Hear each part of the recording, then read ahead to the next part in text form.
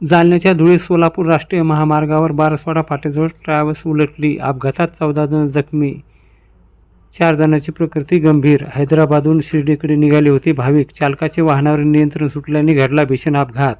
जालना जिल्ह्यातील धुळे सोलापूर राष्ट्रीय महामार्गावरील बारसवाडा फाट्याजवळ भरधाव वेगाने जाणारे टेम्पो ट्रॅव्हल्स उलटल्याची घटना घडली आहे.